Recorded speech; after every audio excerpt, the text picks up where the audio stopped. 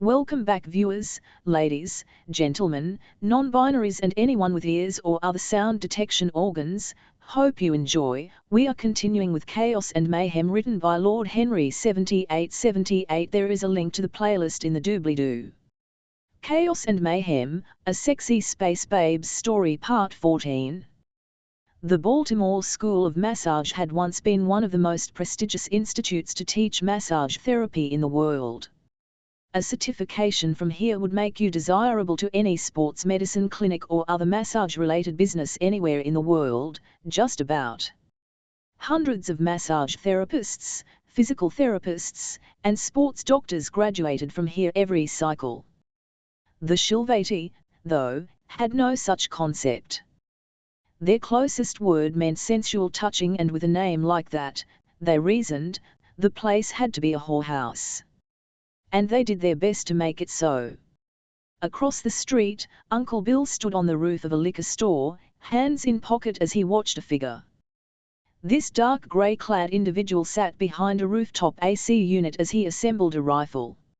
It had been 18 months since Uncle Bill and Tom had been arrested for the death of Baroness Goetius Damasios. Technically, they should have still been in prison, but Uncle Bill had seen fit to bust out en route to Brockbridge Prison and leave a trail of dead, injured, or just highly embarrassed Shilvati behind while he looked for Tom. I don't know who you are, Uncle Bill said as the figure positioned the rifle. but I know what they did to you. You don't know the half of it, the man said as he took aim.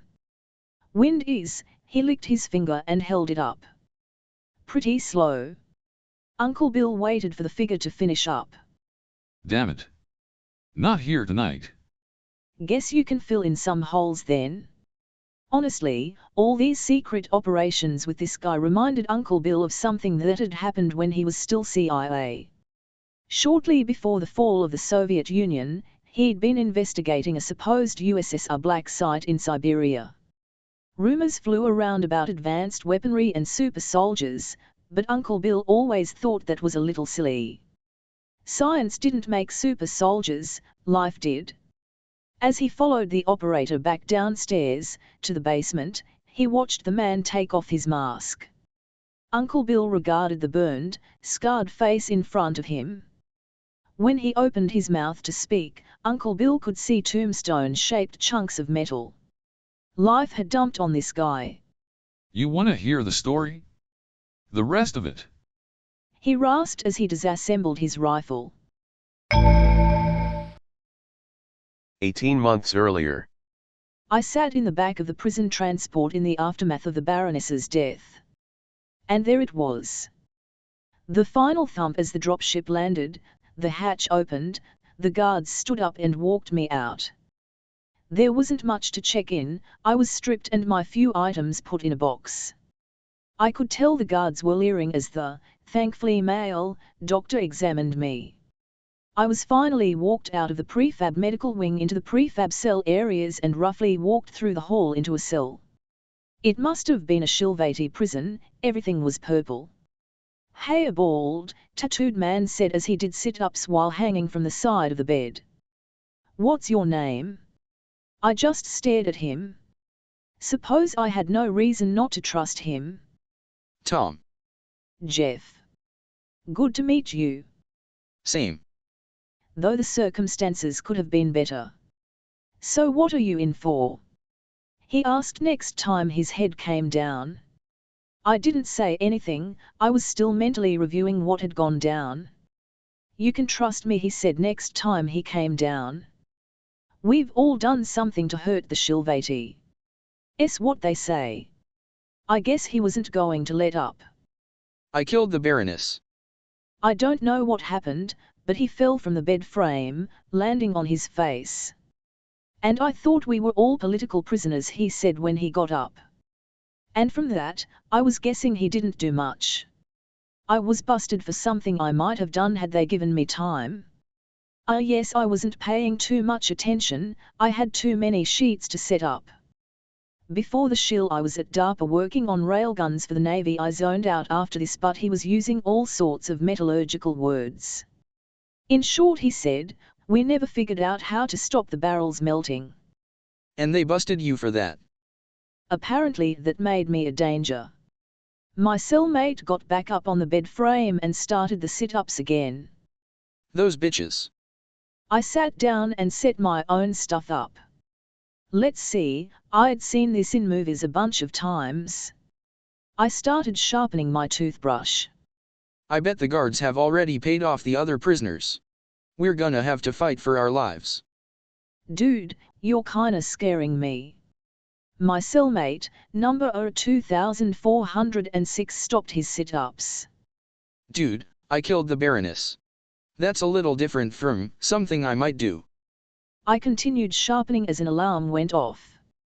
Everyone who's seen Midnight Express or Ounce or Prison Break or Orange is the New Black knew what that meant.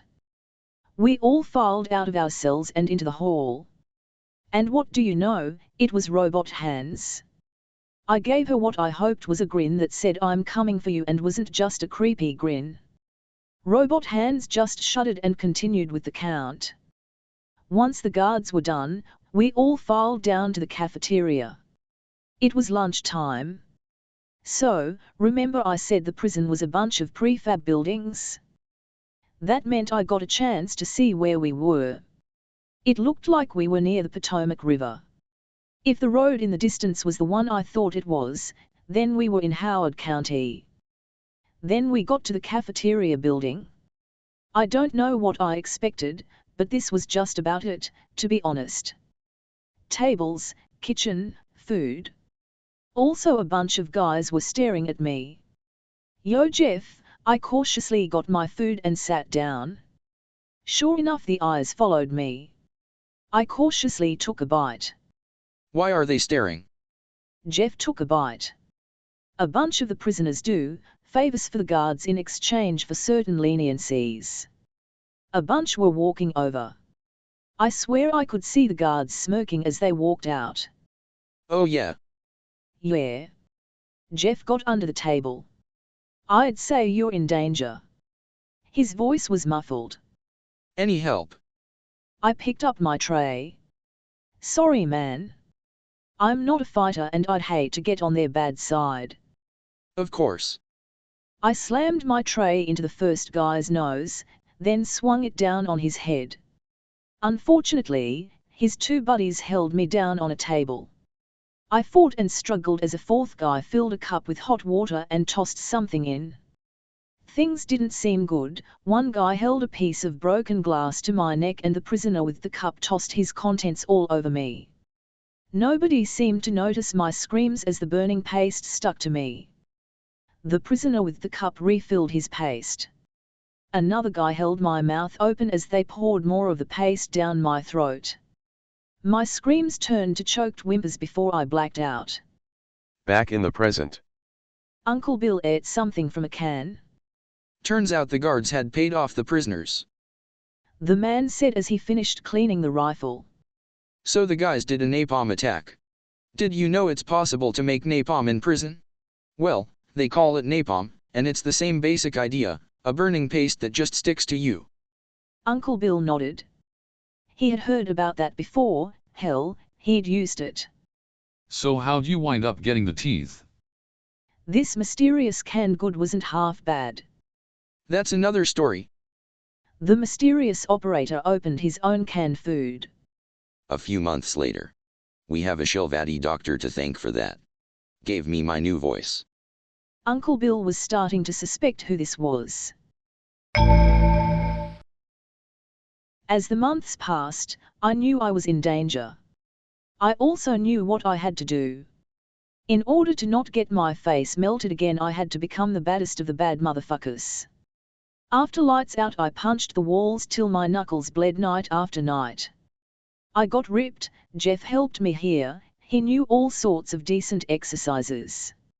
I was dangerous already. I had killed the Baroness and countless Shilvati, after all, but prison was a constant onslaught.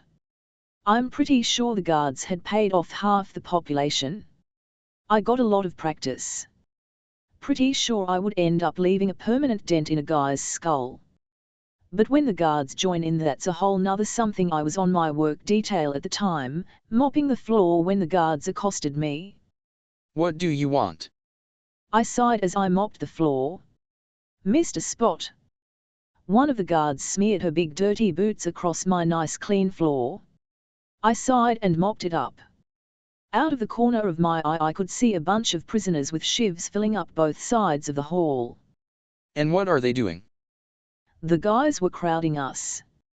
I had become quite good at detecting when I was in danger.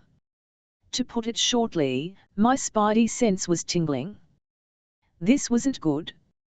I snapped the wooden mop over my knee and jabbed the pointed end at a long-haired guy with a whip, really just a shoelace with razor blades embedded in it. He put his hand up to block the spear, only to cry bloody murder as it went through his hand. I grabbed him by the mop he called a headu and threw him into the wall. Only like a million guys left. Ah well. I swung with the other end of the mop, nailing a guy in the face with the mop-head. I pitted him. The cleaning fluid made my skin blister whenever it splattered, and he'd just had it smeared in his face. That didn't matter though, the guards had snapped on their shock sticks and joined the fray. The first one I dealt with, I picked up my mop bucket and threw it at her, splattering that shit all over her. She gave herself a nasty shock, but her buddy slammed the stick into my stomach. I fell over, twitching, and was unable to defend myself as the other inmates kicked the shit out of me. After what felt like an eternity, the guards dragged me out of the circle. That wasn't the end of it, though. The guards flipped me over and held my mouth open, positioning my teeth against the steps to the second floor of the cell block. 1 300-pound stomp, and I was done. The first thing I always saw whenever I was dragged into the prison hospital unconscious, grievously injured, whatever, was a little purple face, staring down at me concerned. At first I had thought the tiny purple doctor was another species. After all, the women were huge, so why wouldn't the men be? Turned out, though he was a Shilvati male.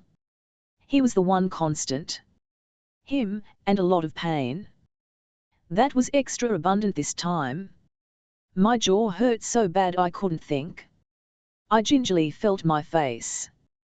It felt like well-done D-grade steak, tough and scarred. "You have got to stop doing this," Dr. Mortis said softly as he got me a mirror. "These fights are destroying your body." Can't say I disagree. I tried to say. It sounded more like groaning. I know, it's self-defense," the little guy said, but... He passed me a mirror. I took the mirror, and can't say I recognized the face staring back.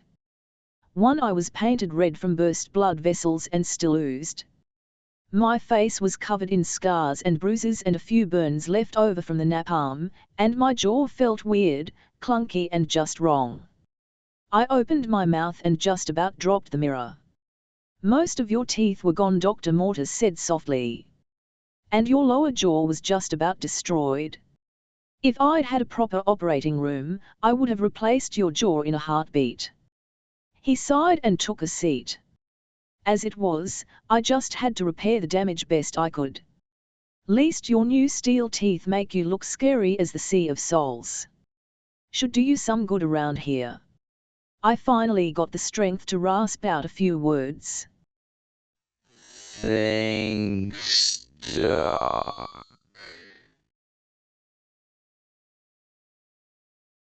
It was a raspy growl. End of chapter. If you enjoyed, like, subscribe, click the bell so you don't miss any episode and do all the other YouTube stuff. Visit and support the author. All the relevant links are in the doobly-doo, and comment your opinions, good or bad.